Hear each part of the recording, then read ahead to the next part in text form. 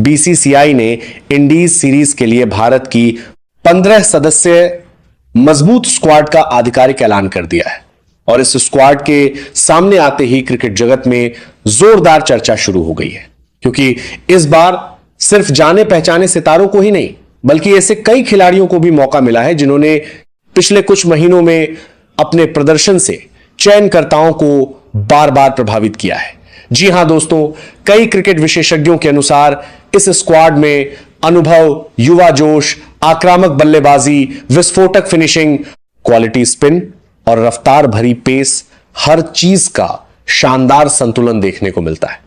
इसीलिए इस टीम को देखने के बाद वेस्टइंडीज भी निश्चित रूप से समझ चुकी होगी कि भारत के खिलाफ उनके सामने बिल्कुल भी आसान चुनौती नहीं होने वाली। दोस्तों, सिर्फ स्क्वाड को देखकर ही समझा जा सकता है कि बीसीसीआई इस सीरीज को बिल्कुल भी हल्के में नहीं ले रही है, क्योंकि आगे और भी बड़े बड़े अंतरराष्ट्रीय टूर्नामेंट आने वाले हैं।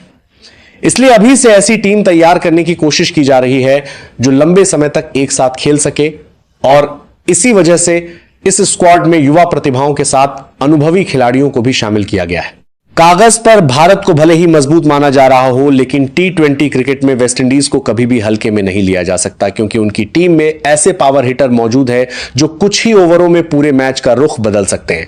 इसीलिए इस सीरीज का हर मुकाबला बेहद रोमांचक होने वाला है। आपको बता दें, भारत और वेस्टइंडीज के बीच होने वाली 5 मैचों की इस टी20 सीरीज का पहला मुकाबला लखनऊ के इकाना क्रिकेट स्टेडियम में खेला जाएगा, दूसरा मुकाबला रांची में होगा, तीसरा मुकाबला इंदौर के ऐतिहासिक होलकर स्टेडियम में, चौथा मुकाबला हैदराबाद के राजीव गांधी अंतरराष्ट्रीय क्रिकेट स्टेडियम में, और सीरीज का 5वां तथा आखिरी मुकाबला बेंगलुरु के एम चिन्नास्वामी स्टेडियम में खेला जाएगा। यानी वेस्टइंडीज के खिलाफ इस अहम टी20 सीरीज के लिए बीसीसीआई ने किन 15 खिलाड़ियों पर भरोसा जताया है।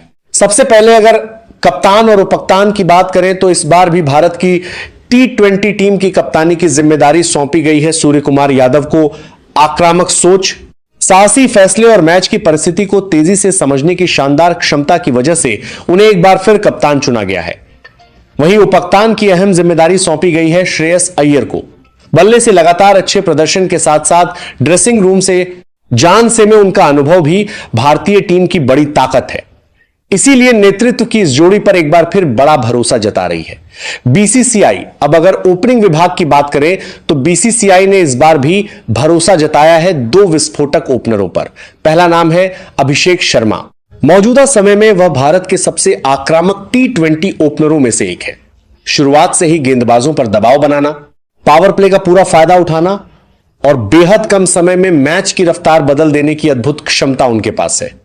एक बार अगर वो क्रीज पर सेट हो जाएं तो चौकों, संगीत की बरसात करके विपक्षी टीम को मैच से बाहर कर सकते हैं।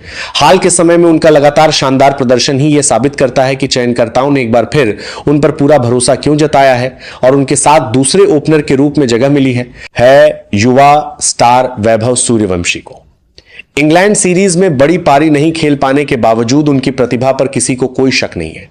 आईपीएल में उनकी निडर बल्लेबाजी, पहली ही गेंद से बड़े शॉट खेलने का आत्मविश्वास और अकेले दम पर मैच का रुख बदल देने की क्षमता ने उन्हें भारतीय क्रिकेट का सबसे उज्जवल भविष्य बना दिया है। यही वजह है कि बीसीसीआई ने एक बार फिर उन्हें मौका देकर साफ संदेश दिया है कि वह इस युवा खिलाड़ी पर लंबे समय तक भरोसा करने वाली है। इसके बाद अगर भारत के मिडिल ऑर्डर की बात करें, और इस मिडिल ऑर्डर का पहला नाम है वो है ईशान किशन। भारत के इस बाएं हाथ के विस्फोटक बल्लेबाज के बारे में अलग से कुछ कहने की जरूरत नहीं है। एक बार अगर वो अपनी स्वाभाविक लय में बल्लेबाजी शुरू कर दें तो दुनिया की किसी भी गेंदबाजी आक्रमण के लिए उन्हें रोकना बेहद मुश्किल हो जाता है। इंग्लैंड सीरीज में उनके बल्ले से उम्मीद के मुताबिक रन नहीं निकले, लेकिन चयनकर्ताओं ने उनकी क्षमता पर जरा भी सवाल नहीं उठाया, क्योंकि वे अच्छी तरह जानते हैं कि ईशान ऐसे खिलाड़ी हैं जो कुछ ही ओवरों में पूरे मैच की तस्वीर बदल सकते हैं। शुरुआत से आक्रामक बल्लेबाजी करना, गेंदबाजों पर दबाव बनाना और मौका मिलते ही लंबे लंबे लगाने की मानसिकता ने उन्हें भारत की टी20 टीम का एक बेहद अहम बल्लेबाज बना दिया है। इतना ही नहीं, बड़े टूर्नामेंटों में उनकी कई अहम पारियां आज भी भारतीय फैंस के चहन में ताजा हैं। इसीलिए बीसीसीआई ने एक बार फिर उन पर भरोसा जताया है और इस सीरीज में भी पूरे भारत को उनके बल्ले से एक बड़ी पारी का इंतजार रहेगा। इसके बाद बात करते हैं उस खिलाड़ी की जिसे मौजूदा समय में टी20 क्रिकेट का सबसे खतरनाक बल्लेबाजों में से एक माना जाता है। वह और कोई नहीं बल्कि संगीत सूर्यकुमार यादव है। भारतीय टीम के कप्तान होने के साथ साथ इस बार भी मिडिल ऑर्डर की सबसे बड़ी उम्मीद वही है। कुछ समय पहले तक उनकी फॉर्म को लेकर कई तरह की चर्चाएं हो रही थी, लेकिन घरेलू के भारतीय टीम के कप्तान के पास क्रिकेट और हाल के मुकाबलों में जिस तरह उन्होंने अपनी पुरानी लय वापस हासिल की है, उसके बाद वह सारी चर्चाएं अब लगभग खत्म हो चुकी हैं। सूर्य कुमार की बल्लेबाजी की सबसे बड़ी खासियत यह है कि वे मैदान के चारों ओर बराबर सहजता से शॉट खेल सकते हैं। विरोधी गेंदबाज चाहे कितनी भी योजना बनाकर गेंदबाजी करें, लेकिन कुछ ही पलों में मैच का रुख अपनी तरफ मोड़ देने की अद्भुत क्षमता उनके पास है। कप्तान के तौर पर जैसे वे साहसी फैसले लेना पसंद करते हैं, ठीक वैसे ही बल्ले से भी हमेशा सकारात्मक क्रिकेट खेलते हैं। इसीलिए इस सीरीज में भारत का सबसे बड़ा हथियार भी उन्हें ही माना जा रहा है, रजत पाटीदार। जी हां दोस्तों, और रजत पाटीदार आईपीएल और घरेलू क्रिकेट में लगातार शानदार प्रदर्शन के बाद उन्होंने एक बार फिर भारतीय टीम में अपनी जगह मजबूत कर ली है। रजत की बल्लेबाजी की सबसे बड़ी खासियत यह है कि वह कभी भी बेवजह जल्दबाजी नहीं करते। मैच की परिस्थिति को समझकर अपनी पारी बनाते हैं और जरूरत पड़ने पर गियर बदलना भी अच्छी तरह जानते हैं। स्पिनरों के खिलाफ उनका आत्मविश्वास, खाली जगहों में सटीक शॉट खेलने की क्षमता और बड़े मुकाबलों में दबाव झेलकर जिम्मेदारी निभाने का जज्बा उन्हें बाकी खिलाड़ियों से अलग बनाता है। मिडिल ऑर्डर में जगह मिली है रिंकू सिंह को। लंबे समय से उन्होंने खुद को भारत के सबसे बेहतरीन फिनिशरों में से एक के रूप में स्थापित किया है। मैच कितना भी मुश्किल क्यों ना हो, दबाव कितना भी बढ़ जाए, रिंकू सिंह को बहुत कम घबराते हुए देखा जाता है। आखिरी कुछ ओवरों में आकर बहुत कम गेंदों में मैच का नतीजा बदल देने की शानदार क्षमता उनके पास है। पिछले कुछ वर्षों में भारत के लिए कई अहम मुकाबलों में उन्होंने अपनी फिनिशिंग का बेहतरीन प्रदर्शन किया है। इसीलिए चयनकर्ता भी जानते हैं कि आखिरी समय में अगर तेज रन की जरूरत हो तो रिंकू सिंह जैसा खिलाड़ी बहुत कम मिलता है। यही वजह है कि उन्हें एक बार फिर इस स्क्वाड में शामिल किया गया है और वेस्टइंडीज के खिलाफ इस बाएं हाथ के बल्लेबाज को बड़ी जिम्मेदारी निभाते हुए देखा जाएगा। अगर अब ऑलराउंडर विभाग की बात करें तो बीसीसीआई ने इस बार भी दो अनुभवी मैच विनर्स पर भरोसा जताया है। सबसे पहले हैं हार्दिक पांड्या। बल्लेबाजी, गेंदबाजी और फील्डिंग तीनों विभागों में वे अकेले ही मैच का रुख बदलने की क्षमता रखते हैं। जरूरत के समय बड़े शॉट लगाकर मैच खत्म करना हो या अहम मौके पर विकेट निकालना, हार्दिक ने बार बार साबित किया है कि वे भारत के सबसे मूल्यवान टीबीएस ऑलराउंडरों में से एक क्यों हैं।